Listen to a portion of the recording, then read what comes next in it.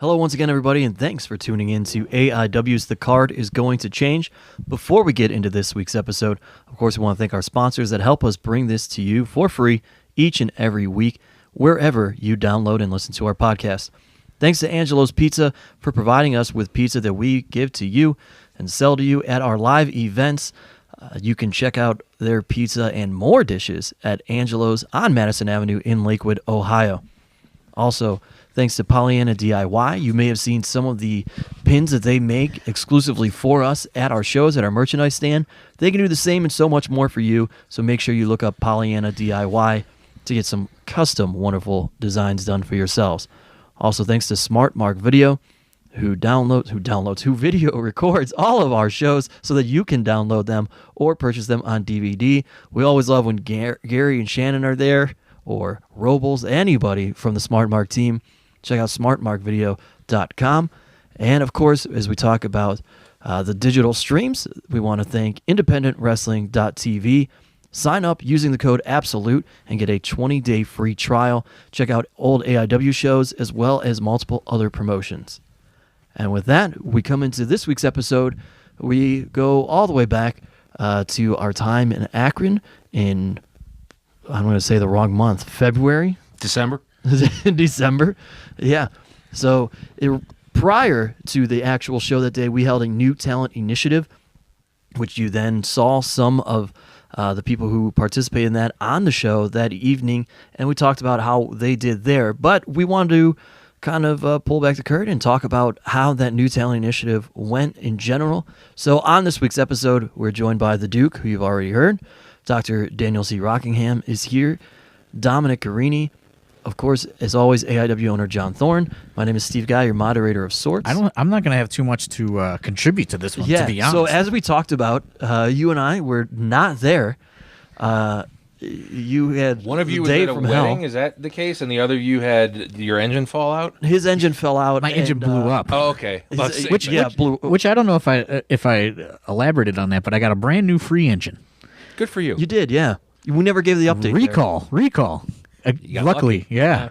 My 2011 car was on a recall, and I got a brand new engine with 0 miles. How many recall notices did you get in the mail before your engine blew up? A couple, probably. Ignored them. What is this? I don't need this. This seems like a hassle. I'm not going in there. And my car had 7 recalls on it. Jeez. Yeah. Jesus Christ. 7 recalls on it. I just got another one. Fixed them all while it was in there? They fixed them all. Take care of set me up with all those recalls. They had my car for about a month. They fixed all the recalls, got a brand new engine in there. Perfect. Which I really liked the car that they gave me as a loaner. They gave me a 2018, and I was like, this is how they fucking get you. I want to fucking buy this car, but you were so disappointed when they called you. I know. I was like, fuck. I was like, I don't want to give this car back. It was nice. It was right before you came over here one day. You're like, they just fucking called me and told me my car's done. I know. I was like, I didn't want to give it up, but I was like, I'm about to pay this car off and fucking. Now I have a brand new engine in it. Like, that just defeats the purpose. Yeah, that's true. That's a good deal. See how I'm being thrifty with my cash? Very financial good. Advisor. Very good. Got to take advantage of that brand new engine. I know. It's like, fuck. This will really help your portfolio because now you've got some more life on that car. You don't have to spend more money on a new car. I know, and I really wanted to though. Like, I was like, fuck, I don't want to give this car back. So yeah, my car blows up on the way there. Well, the best is the reason why you left the venue in the first place. Well, yeah, right. Which is 8x10s. I left the fucking 8x10s. With the Harley Race 8x10s. Yeah. So this fucking Harley Race would not have been happy with you. I don't know if Harley Race would have even known what happened. Yeah, I don't either. We could have given Harley Race like the leftover Scott Steiner and Ricky Dragon 8x10s, and he would have signed them and probably not had to. I just say, I fucking sign them. But wouldn't have cared. So yeah, like I was really looking forward to this new talent initiative thing. Same. Well, this was an idea that I had proposed to you probably about 6 to 8 months prior. And I said, "There's no way anyone wants to try it for AIW. I don't buy it." And I told you, and you've admitted that you were wrong. You said, "You know what? I was wrong," because I told you then. I said, "I'm telling you, you're underestimating this." And then we decided to go ahead. You messaged me, I think, in early January, like, let's go ahead and do it. You put the advertisement out for it with Matthew Justice, myself, and Britt Baker's faces on it. And literally within 2 days, we were completely sold out. With how many messages did you get in? Oh, I think it was over 300 emails I got, which was crazy. How many people did we have attend? 40? No, 35. It was open for it was for 30. It was open for 30, and we added 5 refs. Yeah, I think 5 refs Couple too. didn't show. And there were a few Couple people. didn't show, Yeah, a couple people yeah. didn't show. We definitely had a couple of no shows. But then some people were just came in hopes to get on, and like there was a waiting list. Yeah, there was a big process about it. And I did send out a message like that day for the waiting list. I'm sure none of those people made it. I don't know, but or the day before, I think, because some people canceled. But yeah, I did not like. I don't know. Like it really kind of. I try not to buy into any sort of hype or whatever. So it was like I was like, there's no way that anybody wants to try out for AIW. Like we run once and an occasional twice a month. Like, and I was shocked. You know, like instantly, this thing sells out, and it was basically. You know, there was somewhat of a screening process, but not really. It was just kind of like, if you wrote like a shitty email, I would request like, hey, who trained you? Like, where, like, please tell me some more about you. And then, you know, Did anyone send you like promo emails? Like typed it out as if they were shooting a promo? no, like, Listen here, John Thorne. There were You're some- gonna let me in this tryout. and there were some, There guy- were some wild ones though. Yeah, there were some wild emails, and then like there were some guys that were like super like in shape, like athletic looking dudes that just like did not sign up in time, you know. So it's like, Thank God. you know, like Duke would be out of a spot. but it was very interesting because, you know, I saw some names that I recognized, which, you know, I was shocked about, and then, you know, the amount of emails, like I just couldn't believe it, and it came to the point to where I just had to like get Told you so. I had to get like a copy and paste like response to like, you know, answer these few questions, and then, you know, here's the link to You sign didn't up. outsource that to like Potato or something? Oh, get the hell out of here!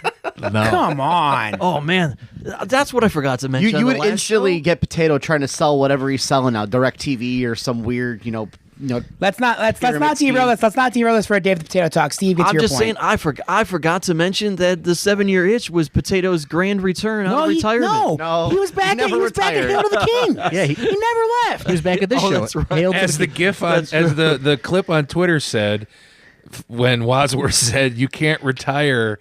just for the months if we're you off. come to the next show, you can't retire. We're off that month. Just because we're not running doesn't mean you retire. Yeah.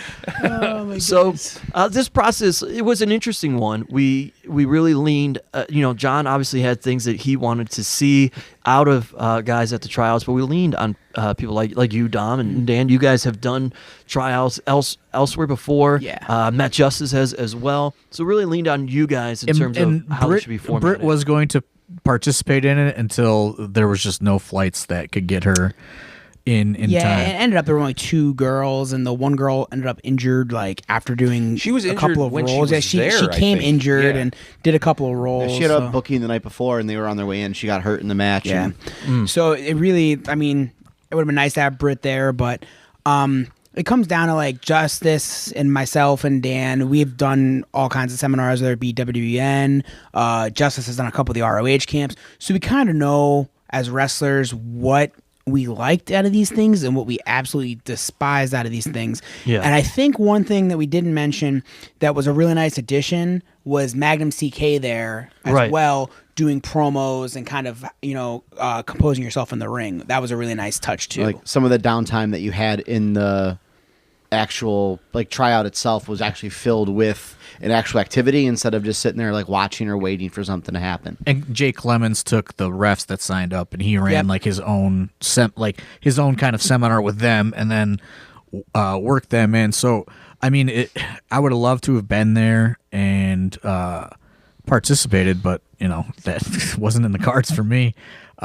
So I come back to this thing totally cold as to what's happened, but I guess you guys can kind of go go into the process. And I guess Duke, I'll start with you. And I know that like these guys have gone to seminars and things like that. You were kind of coming into this with no kind of knowledge of that, but with your own kind of like ideas of what you wanted to see. I just wanted to see guys that I had never seen before. I wanted to see if any of them were worth bringing in. I mean, I don't travel really much at all, so I mean, I didn't know a lot of the people. I recognized a couple of the names, and I knew a couple of the people. But I was interested to see how some of these guys did, and some of those guys were amazing. I mean, some of them really blew me away. Some of them not so much. But you try to, and I was just kind of there, really. I mean, I was supposed to work with Magnum, and he kind of took that and ran with it. And so then I was just kind of watching everybody. So you turned into essentially the Randy Jackson of the judging process. Kind of. I was just kind of watching everybody and just seeing if there was anything I could notice, kind of helping things move along. I did find it kind of funny that Matthew Justice was not happy with Dominic's initial. We'll get into that. Yeah, he wanted to get moving on some wrestling, but it was that part kind of made me laugh. But I mean, it was cool to see. It was cool to see all of these. I don't want to say kids, all these guys there to try out, to show out, to do, and they all pretty much did everything they were asked to do, which was cool, and it was good to see some of those guys. What were your expectations in terms of what was going to need to be done by somebody to stand out for you? Are you looking at them overall, or because you've been a part of this company for so long? Can I cut you off for a second, Steve? Yeah.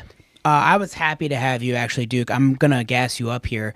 And I tell a lot of people that you're really one of the kind of unsung like characters in AIW, and how well-rounded you are. You can have a great match when it's completely necessary. You're an amazingly good manager, and your promo skills are very good. So I was extremely happy to have you as a part of the Tryout seminar. Thank you. And that's kind of where I was going. Are you looking at this as how they fit into the AIW mold because you have such a good grasp on it? I mean, you can't really. I mean, were there guys who be like, "Hey, I'd like to manage that guy"? Yeah, there was a couple of those guys. Okay, but I mean, everything was very rote, with the exception of the last, when they had their training matches. Everything they were all doing the same thing. It was just seeing who knew what, who knew where to be, who knew how to do the certain things, and who didn't. Okay, the expectation is, okay, here's a spot. Here's a trade. You're going to do a spot. You're going to trade it off. Can you guys do it? Can you not do it? Is there a problem? What's going on? And you just kind of. And there's always, like, at least anybody who played like high school football or any sport at like a higher level, there are people that practice entirely better than they actually perform. Sure. There's an old saying, like, looks like Tarzan, plays like Jane. So someone could look extremely amazing in drills, like have everything down, but once it comes to a match, they might shy away from contact. They might not have the fire that they need. There's all kinds of things. So no matter how good someone looked in drills, honestly, when you're doing a seminar or a tryout like this, the practice matches are really what the most important thing is. And what he said is the exact opposite is true too, of what he said. So that's why it's important to do.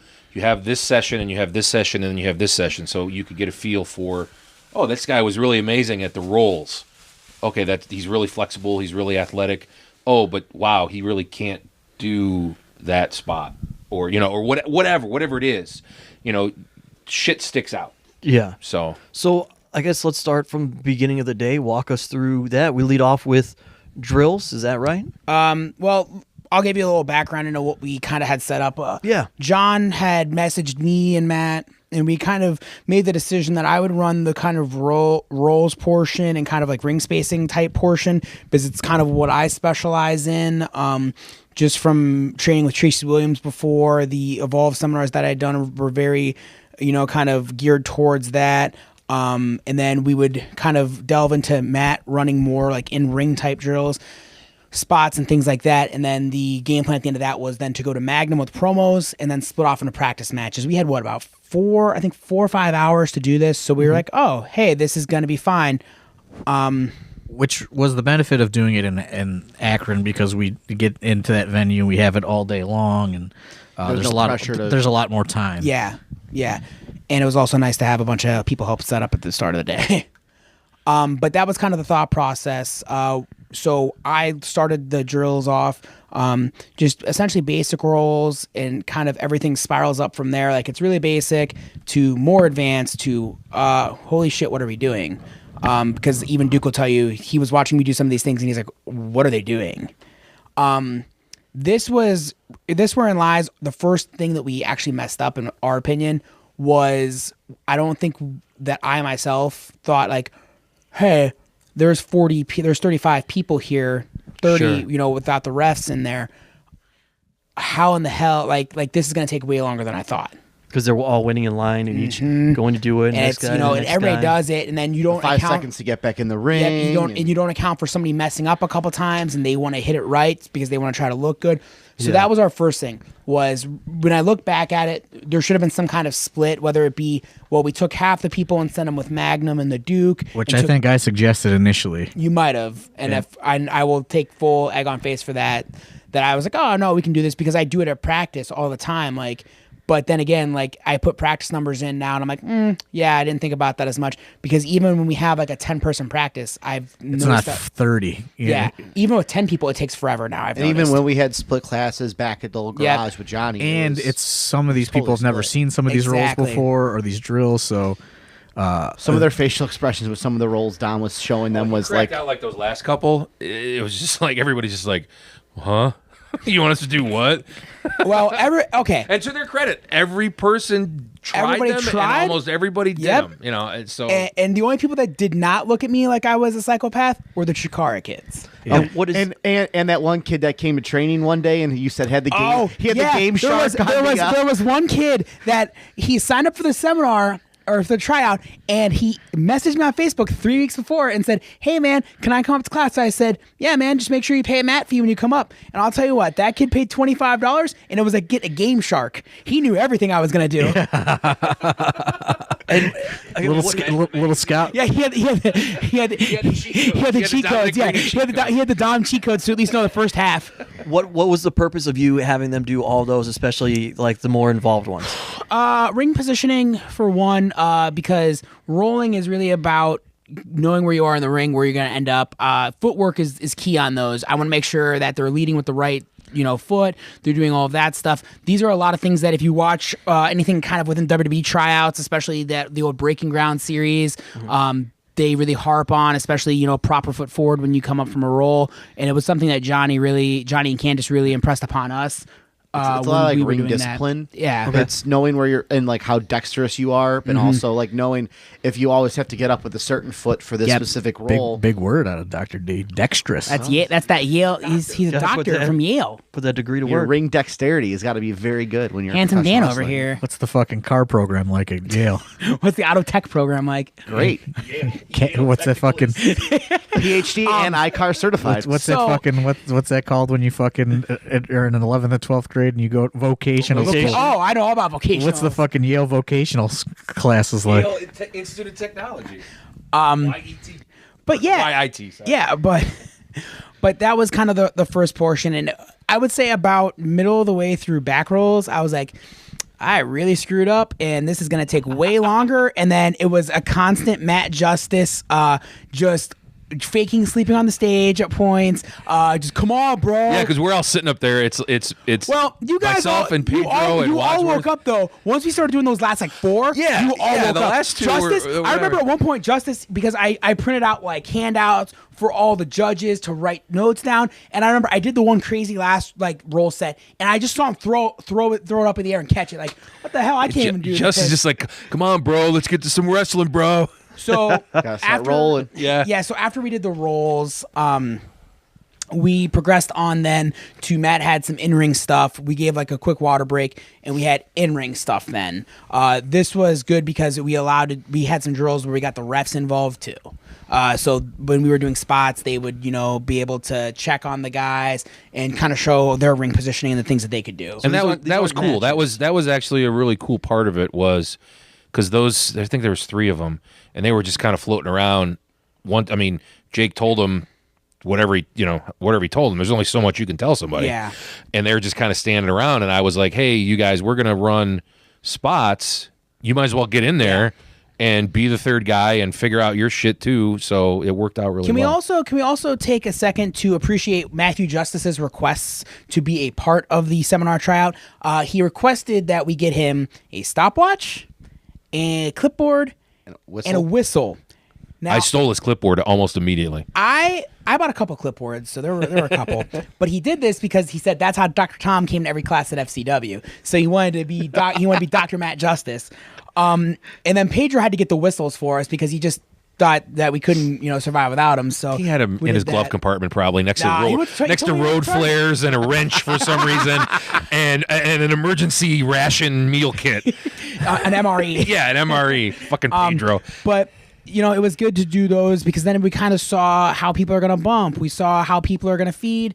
We kind of saw just kind of basic skills of wrestling. It was good because you saw some people that didn't have those skills. Yep. Which was really eye-opening to me on a level a couple times. So from that, because they're just running spot, give me a time allotment if you can for how long they're running these spots, because they're obviously not having a full match. We probably 45 minutes an hour at least. Well, I think he means each average spot. spot. Okay. Yeah, Maybe each a minute. minute and a maybe half. Okay. Probably a minute and a half. It was about 45 seconds a piece because it'd be a drill where we could flip it to where the other person would go then. Okay, and now you're running this, but from that you're still able to see, because to your point, there are some people who you said really couldn't, and some people who could do well in these spots. Are you able to see even when there is that mismatch, or? Well, Or did it hurt someone there if they wasn't were a with lot somebody? of that. Well, somebody did get hurt actually, and I'm trying to remember exactly what happened there, but I can't. Maybe it'll come back to me at some point. But I remember who it was. I just remember what happened. But a lot of people knew other people, so there wasn't. They were just kind of matching up with people they knew. Yeah, Okay, so it was on them to match Which in the up. future, I actually would like to not do that because clearly, Dr. Dan and I have wrestled, I think you've done the math, 17 We've times? wrestled 17 times in 2 countries and 7 states. And that's kind of where Yeah. I was going with that question. Oh is if Jesus! you could- Somebody get in on that. 2 countries, Canada. Shut the fuck up. 2 countries. You went to Tennessee, which is farther than fucking you go. Would you go Sure to is. Canada? You are right. Don't be that fucking guy. 2 countries. You got it. Easy. Where's your Canadian flag on your gear? Yeah, I haven't easy seen there, it yet. AJ Gray, international wrestler, Dr. I've Daniel never C. said that Rockingham. once. To AJ Cray's credit, he's also wrestled in Mexico. Yeah, he's wrestled in Mexico. You are correct. Not like fucking Dr. Dan, Fucking dude. Canada. It's like saying it. You go live in Texas. I wrestle in Mexico. It's a Come on. 51st state, pal. It's America's hat. But I would, in the future, I actually think This podcast does not associate with the Duke's beliefs or... You just called it the 51st state. What are you talking about? Does it associate with your beliefs? hat is more derogatory. America's hat is more derogatory. Technically, Puerto Rico would be the 51st state. Anyway, Dominic, yes? Dominic's getting salty. He wants to talk. Rest in peace, Bruiser Brody. All right. Dark Side of the Ring. Yeah. Viceland. I agree. Great documentary. America's hat. But in the future, I think we should do a better job when we do other new talent initiatives to kind of phase out and say, "Hey guys, I know you two are friends," because you can attest to it. At one point, you guys didn't know the names, and I was calling off almost everybody's name just because I'd familiarized myself with mostly everybody, except those 2 kids that looked like. There were 2 guys that one was from Alabama, one was from St. Louis, and you would have swore these dudes were brothers. Oh, the bigger dudes? Yeah. The blonde-haired kids. The lawyer. Oh no, the blind. Yeah, I thought they were brothers. No, the lawyer dude from Pittsburgh's Dr. Dan's doppelganger brother. Yeah, no, the 2 blonde, and they worked each other in the match. Lawyer guy, I don't remember his name. Very nice guy, though. David Lawless. Very nice Yeah, guy. he was. I liked him. Legitimate lawyer. Yeah, very nice guy. Yes. I have pitched Dr. Dan to start a tag team of himself and David Lawless as are a team. Law and Order, right? No. It's over. I didn't name it. It's Law and Order. You got to be Law and Order when you use the Law and Order theme. Dun, dun, dun, He does dun, use it as his theme dun. song, though. Yeah. That's good. Okay, back. We're off topic. But people knowing each other does come back into play later on. But Yes, anyway, of go course. on. So that's what I would change with that. So it was also during this time that we had an injury, so that killed some time. I do remember what happened. I don't know if it's necessary to get into. We don't know. But We don't yeah. need to get into semantics. Yeah. There was Somebody got spiked. Somebody got spiked on an arm drag. It was no one's fault. It was just one of those things that it was freak accident. So after this point, we finally got the chance to turn over to Magnum, and this is probably where I realized in my own head we screwed up a little bit because they should probably get more time with Magnum, but we got to get them ready for practice match. We got to get them ready for these tryout matches. So Magnum probably had about 25 to 30 minutes tops. with Not them. even. Not even. Which He had more time individially with them during the practice matches, but this brings my idea of how to improve this, which I'm sure was an idea that you were going to come with at the end, Steve. But the idea that I would have to improve this would be to split the seminar up. Now, before, I know Thorne and I had talked into splitting it 2 ways, but I thought about this, and I actually would like to split this 3 ways. So if we do 30 people in the future, I would like to split it 3 ways of 10. 10 people doing in-ring stuff to start, 10 people doing promos with Magnum, and then I would like to bring in someone like an Ethan Page to do a social media portion. Okay. Well, what I told Thorne was, I asked him right away when he was talking about it. I said, "Are you bringing both rings?" And he said no. And I said, "You should just fucking sit, because it would be a cool visual to what, we set doing, both War rings." Games? Well, that's another thing. But One ring's I just super short and one ring's super tall. I didn't say war games. I just said for training for the seminar. hard. Set It's it up, so hard. set it up, and take it down. The only thing with the The Ethan semantics Page, would be very difficult with that. the only thing with a social media thing that I could throw out there is just that That you'd that's be better more- at it? No, Oh, that's okay. that's more of a seminar-esque thing of him providing his tutelage, whereas something like this is more of us saying we want to see I what mean, you can do. There's No. not, You know what I mean? no, because Well, if he's on the show, he's there. I mean, you two know. of the WWN seminars I was to, a big portion of the seminars was a social media discussion. Okay. A big part Where we when spent- it was split up. It was split Yeah, up when they would into- when they would split it up, that would be their point. They didn't have a promo section, which I think is something that made us distinctly different. And when we got feedback for it, a lot of people were very excited. And a big kind of complaint was they didn't wanted get more enough time. Right. Yeah, so that's one way that I would definitely try to improve upon it next time. Would be kind of splitting everything up better and kind of phasing guys in and out. So what happens in this promo portion? I know Magnum's time is short, was- but I Well, was Magnum, off to the side at this Magnum point. just I think he had a whole bunch of notes written down of stuff that he wanted to cover. Everybody kind of sat down in the first couple of rows, and while he was giving the talk, they were putting matches together, and we put the matches together. We put the tryout matches together, and it wasn't anything ahead of time. It was all No. impromptu. And Yeah. the only thing was really as in you paired the guys yeah. together. And the Okay. only main thing was that we didn't want anyone to really work with each other that knew each other. We wanted everything to be as like fresh and new as possible, where everyone was like forced to. So opposite of running the spots where Yeah, you know, exactly. a lot of people Where are they in were each able other. to pick each Magnum was, he just kind of started out with some stuff that he, guys that he liked, guys that he borrowed from, certain things you should do in your promos, certain things you shouldn't do, guys you should watch, reasons why they're so good.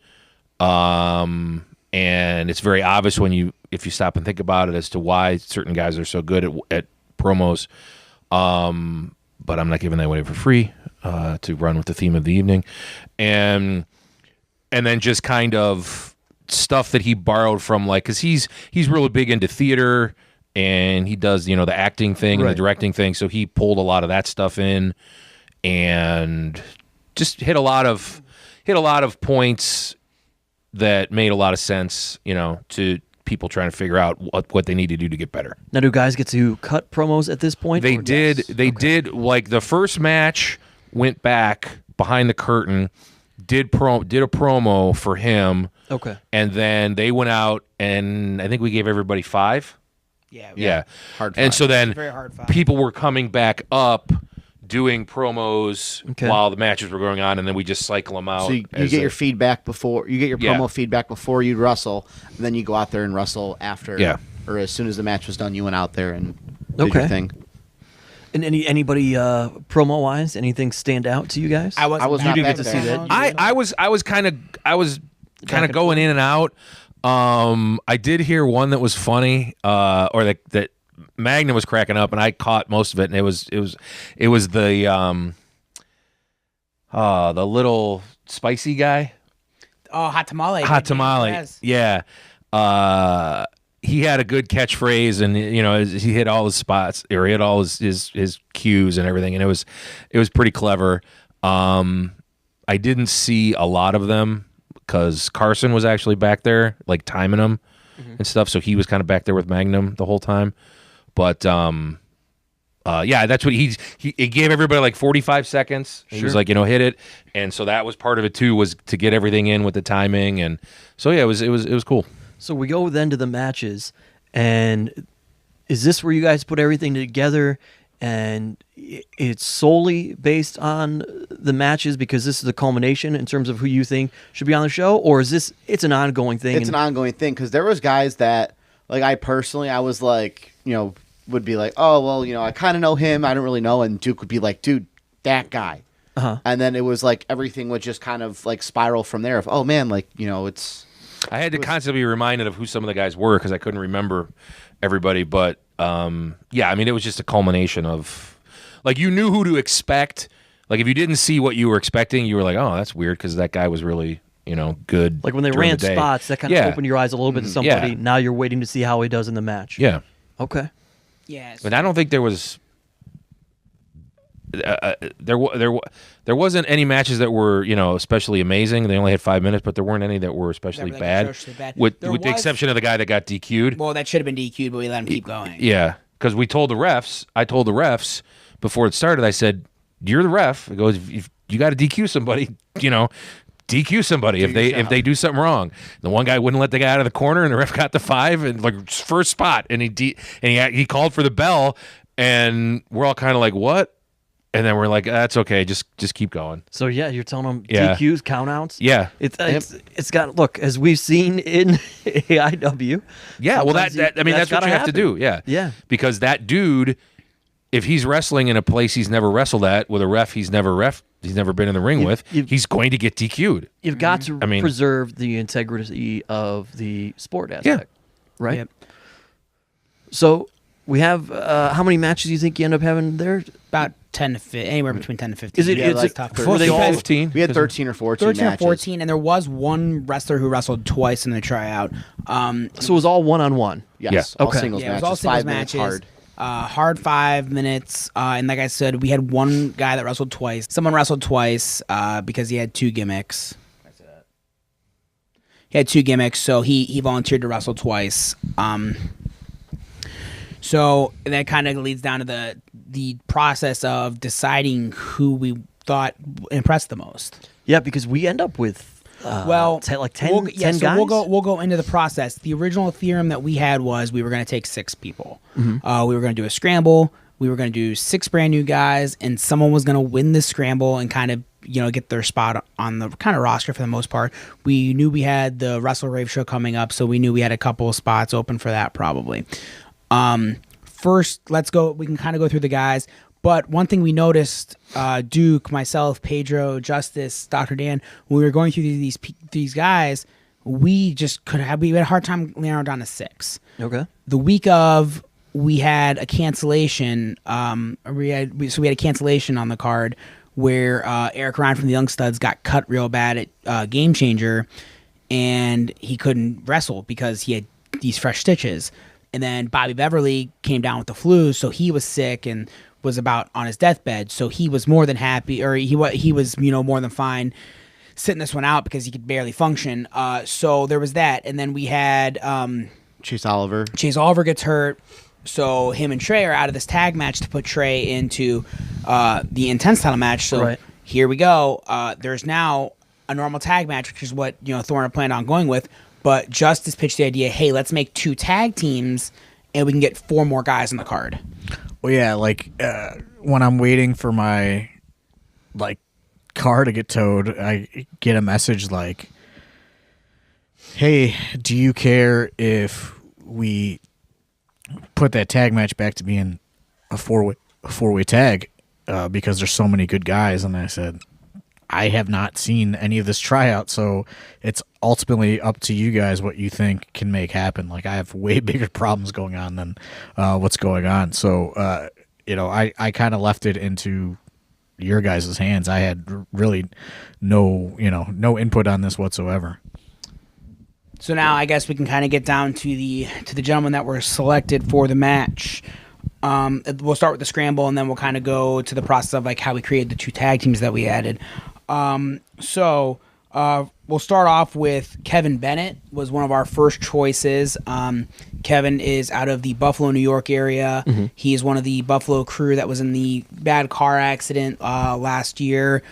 He was one of the ones that kind of came with less of the injuries. Legitimate SoundCloud rapper. Legitimate. That's a real thing. Yep, that's a real thing. He puts out mixtapes, and he was very impressive in all the drills. Well trained by Pepper Parks out there at Grapplers Anonymous and Brandon Thurston. So he kind of popped off the page to all of us, I felt. And he like excelled in like many of the drills that like other people did. Like he had that little extra like that little extra pizzazz. Stank. Pizzazz. From Nicer there, word. we'll go with Matt Kenway second. Matt is a kid that I've actually wrestled with before out in the St. Louis area. One of the kind of prospects out of that area. Great look. Real kind of like frat boy, douchebag heel. Tried to find himself for a while. Finally got something that's like finally got it. It was a really cool experience for him. I know he went up to Thorne and thanked him so much for getting on the card. His dad came with him. His dad, by the way, the biggest PME fan in the history of professional wrestling. Literally, his Twitter handle is like PME Dad or something. wow. PME's #1 fan. Oh yeah, I think that's what it is. His header picture is him with PME. Yikes. So when I told Matt that we were Get those going to good choose him to vibes. be on the show, Matt actually started crying. He was that excited and happy. So he was another choice for us. The next choice was probably one that I really wanted, and it's Logan Easton LaRoe. I had the chance to meet Logan and see him work at the now defunct Nova Pro promotion. He's kind of was their big heel and kind of the kind of cornerstone of their promotion. I've watched him have some really good matches, and I think as a heel, he's extremely good. So that was my pick, and I think it was a pretty unanimous one. Everybody thought, because one of the things that Logan did that impressed, I know, the Duke and Pedro was, even though there was no crowd during these tryout matches or it was students in the crowd, he worked the crowd. Yeah, he was one of the only ones. And I told the students, like, if they were like engaged upon to actually like engage with them and actually like make it a more like comforting environment instead of just wrestling in front of no one. Next one is another person that I knew and that I know that Thorne had heard some things about before the tryout, but it was Cabana Man Dan. Cabana Man Dan, and I'll say it because I even told him this to like when I saw him a couple weeks later.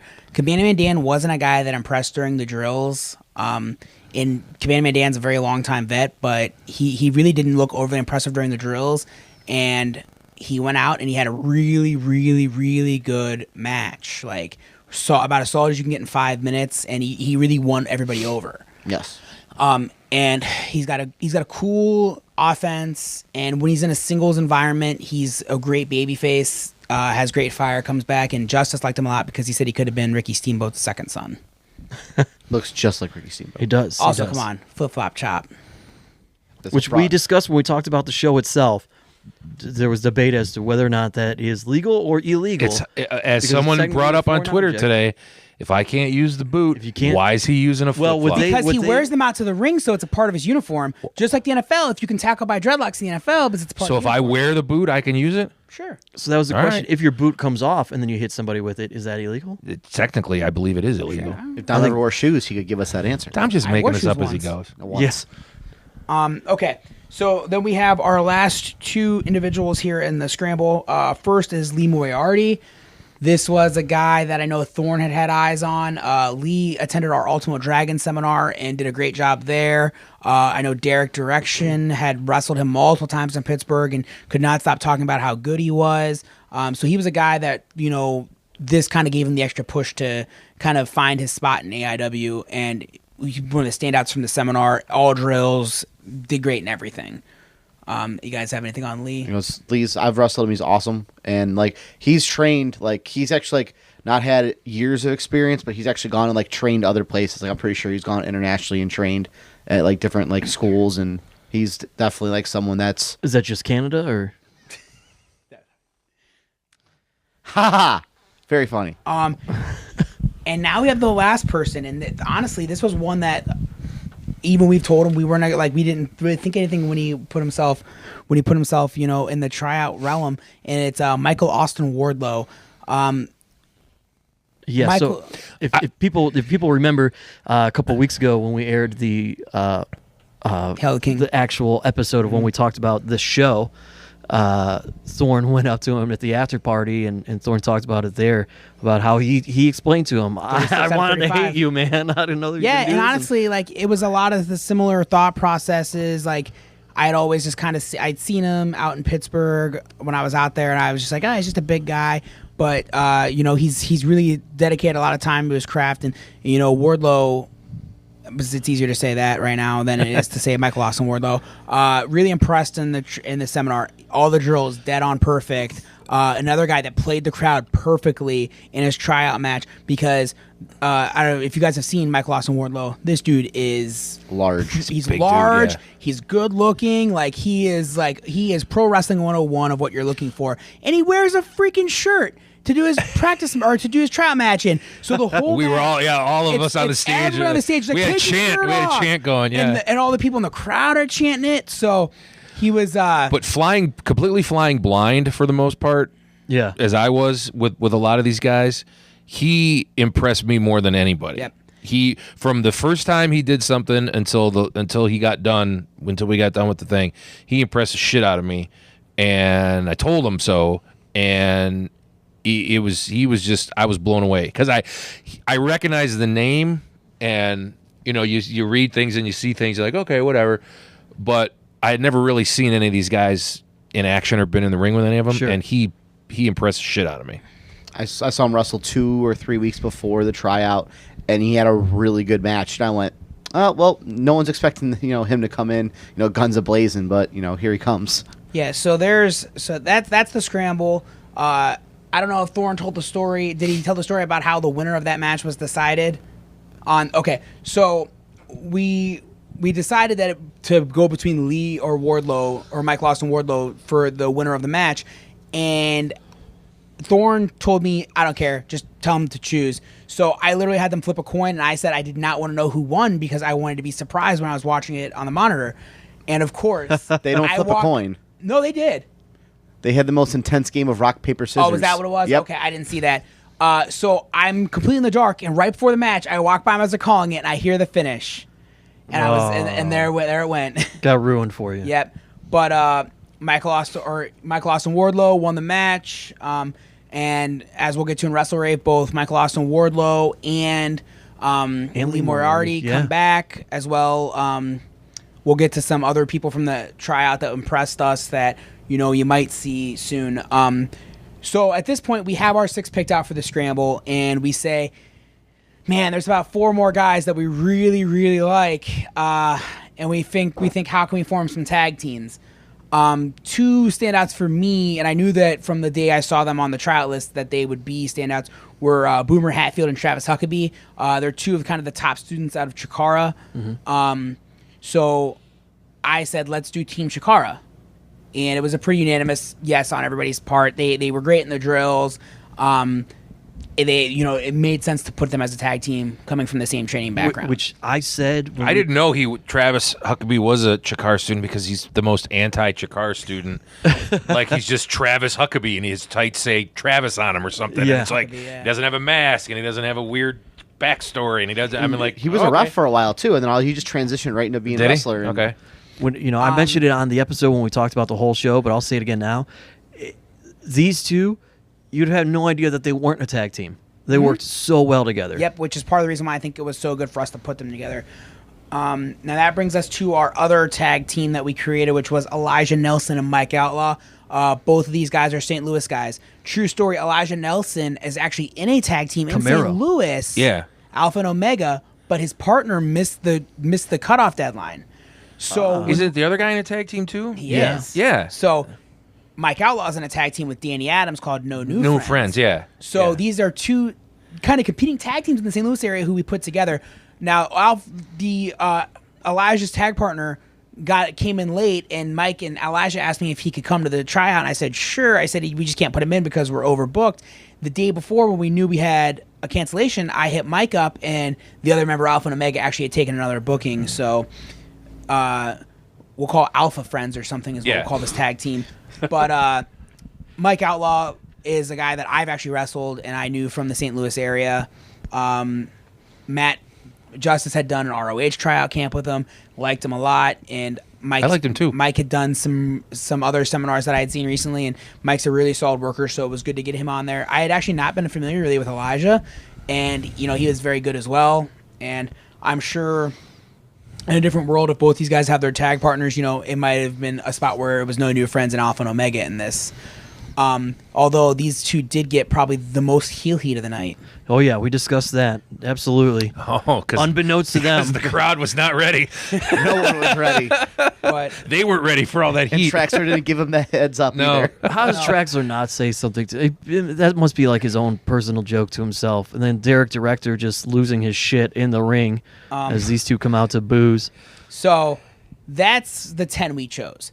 So 10 out of 30, and we got 2 refs on the show, I believe. Yes. Yeah. So we ended up 12 people out of 35 people end up on a main show, and to be honest with you, not in I'm gonna be honest with you, some of the seminars you do, if you get on the show, you have a 3-minute match where you're putting over the top guy. Or you get stuck in a battle royal. Or you get stuck in a battle royal. Yeah. That wasn't our goal. We wanted to get guys on the card and showcase them. And I think we did that well. And I would argue of any seminar / tryout in the country that puts 10 guys on in a wrestling capacity and 2 referees on. And that's just never really ever heard of. Yeah. So we really felt that we probably gave the most value for this seminar in terms of you having your chance to get out, end up on the card. And then there's also, people we looked at that didn't get on the card that ended up getting on a future card, like a Savage Gentleman who we got on Wrestle Rave. Right. And then, obviously, UXWA exists, and some of these guys could possibly be getting a chance to go down there, and get an actual look from Thorne, since he didn't see the practice matches and we didn't tape them. So, if they get a chance to wrestle UXWA, maybe, Thorne likes them and wants to give them a chance on, a Winchester show, a Goldhorn Brewery show, whatever kind of smaller shows we have. And that's a big portion of what this was. And as we'll get into in later weeks, Cabana Man Dan even makes an appearance. The Andre the Giant. In Jersey City. You never know. You could do the tryout, and next thing you know, you're popped up on AEW's biggest show, arguably ever. Yeah. So I found the tryout to be pretty successful. What would you guys say? I would agree. I mean, we saw a lot of people from our perspective. We saw a lot of people. We got people a chance to show us what they could do and everything else. But I think more from the participants' perspective, 30% of the people got on the show. They had a whole day. They got to learn some really cool shit. They got to meet some new people. They got to network a little bit. More than 30% if you count the refs, too. Mm-hmm. 35%. I mean, but 40%. Semantics. But yeah, Thorne doing math. He's clearly not WrestleMania sick because he's able to do quick math. No, not that quick. But it is.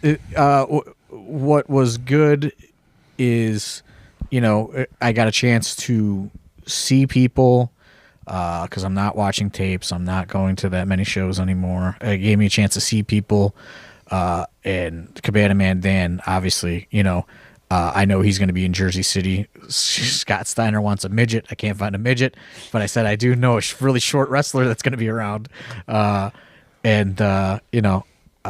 It just, it gets people's fresh in my mind. And as, we've stated for the last few weeks on this podcast, it also is a fear tactic motivator to say, hey, AIW Wrestling School, if you guys don't want to work hard, there's plenty of guys that have seen what it's like out there in the world, and they want these spots. Maybe they've been to Canada. They might have been to Canada Yeah, already. I mean, Some guys will drive 10 hours just for a chance. Well, we got what we wanted, but I would venture to say that everybody that did the tryout got more than they thought they were going to get. Absolutely. That was, and that's the key, because now everyone knows it's not a work, it's not BS, not a cash grab. It's legit, and if we do it again, it'll get the same response. And, what's good is it's kind of like building up the database of, we don't know where the industry's going with AEW, with Ring of Honor, with WWE. We don't know, MLW even. More people are getting signed or becoming less available. So it's good to have this database of hidden gems, so to speak, ready to go. no. And Not hidden gems. Oh, not hidden we gems. buried hidden gems hard like a year ago on Twitter. We can't go back on it now, Yeah. Thorne. What's that? We buried hidden gems really hard on Twitter like a year ago. We can't go back on it now. That's because fucking if somebody refers to themselves as a hidden gem. Okay. I'm referring. Okay. I'm Not yourself. yeah. You can't. No, refer because to you're out in the open. You're not hidden. You're out in the open. You can't refer to yourself as a hidden gem. You know what I mean? Like that's just fucking bullshit.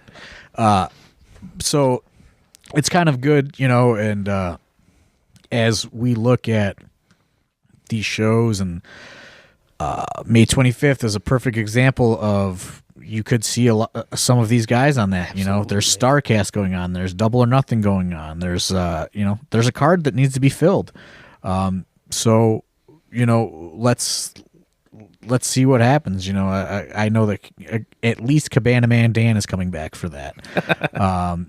Like I said last week, Big Twan Tucker's poor performance at 7 Year Itch got Michael Austin Wardlow in his spot at WrestleRave to wrestle Zach Thomas. So, as things change and turn over, it's good to have these guys kind of in the just in the database in my head, and available, like, oh, hey, what about this guy? A guy like Lee Moriarty, he has gotten a lot of dates. I've given him quite a few bookings already, just based on, I think that there's a lot of upside to him. And Michael Austin Wardlow, I think there's a lot of upside to that guy. He is just the guy that's, it's a matter of figuring out what to do with him. It's like you don't want to call somebody up without a plan, you know what I mean, and give him every single show and then have him, just kind of floundering around. And then, like Kevin Bennett was very good. Kenway was very good. Logan LaRue was very good. There was a lot of guys that were really, really good.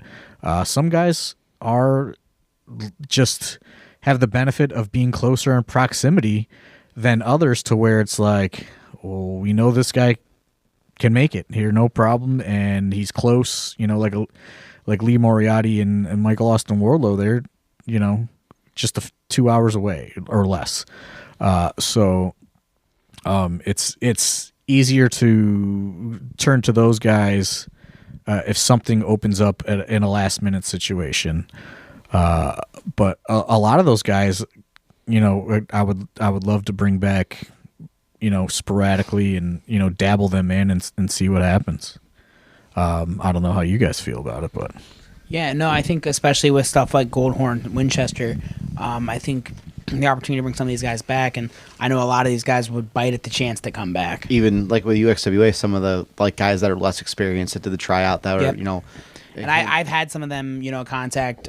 Razor Sharps told me that some of them contacted UXWA about working, and it's one of those things that if it works out, we're gonna try to keep bringing people in, and there's a good fan base of the AIW crew. Like fan base goes to UXWA, and if these guys impress that fan base, and we get those tweets that we want to see them in AIW, you never know. Well, I think this was good, and hopefully, this was good insight. This was a little bit of a longer one, but great insight into what we did, how we came to the decisions that we did, and how you, the fans, saw who you did on that show, and we'll continue to see, hopefully, going forward. Anything you guys want to mention as we wrap it up, or that pretty much summed it up pretty well, I think. Yeah, that was pretty the best wrap-up you could give. There you go.